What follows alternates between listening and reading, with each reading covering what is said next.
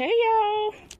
I came outside to do my morning walk and I went in my hoop house for a little bit and I was looking for a container to upsize one of my smaller seedlings, and this soda pop bottle was in the hoop house and I was like, oh, I could use this right here. So then I said, let me see if it'll work in my wicking, bin. My Costco wicking bins, right? So I thought this would be a good moment to show what's best and not best to use for the bottom of a wicking bucket. I'm not sponsored by Shasta, by the way.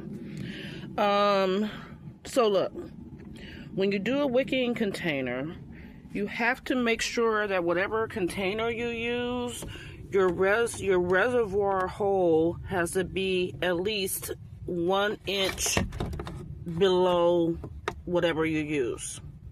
Okay? So if I put this up to there and I put a hole in my bin, it has to be at least 1 inch below this whatever you use at the bottom of your container. Okay? Why is that? You have to have some airflow, at least 1 inch airflow between your reservoir hole and the container that you're going to use to fill up the bottom of your container. Why do you need to fill it up? You have to put at least 85% down at the bottom. You have to get enough bottles to where at least 85% of this area is taken up. And that's what's going to create the wicking effect. Once you get the wicking effect, your plants will drown. If they don't have that 1 inch hole to breathe, they'll just be sitting in water and they'll drown. So make sure whatever you use, it's 1 inch, that your hole on the side of the bucket is going to be at least 1 inch below that. This soda bottle for me is not deep enough.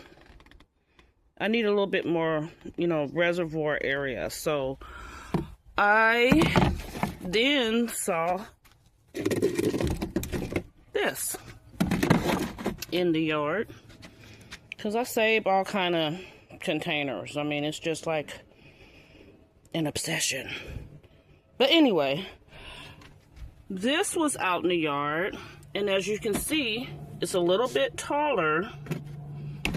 It's a little bit taller than the soda bottle. So when I do my 1 inch hole measurement,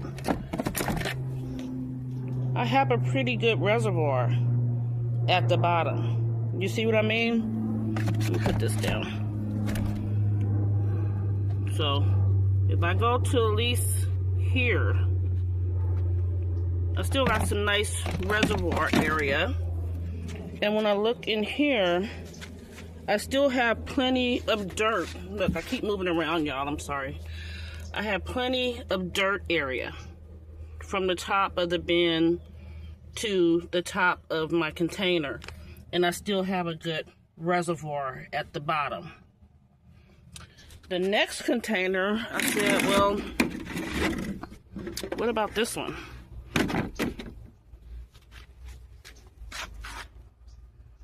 That one is a little bit too tall.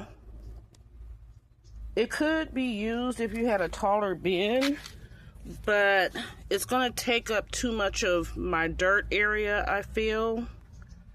So, and also, it's not very strong. So when I see this, it's already caving in. It's already caving in. So that's not a good reservoir container. This one is strong. That's a good reservoir container, and it's gonna, be enough for my water. This one, look how soft that is. That's not a good reservoir container for the amount of water that I'm going to put, for the amount of dirt that I'm going to put in this container. So anyway, I was just out here and I was like, you know what?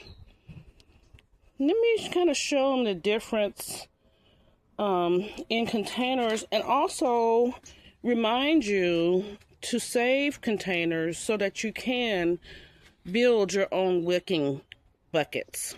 See y'all later. Bye.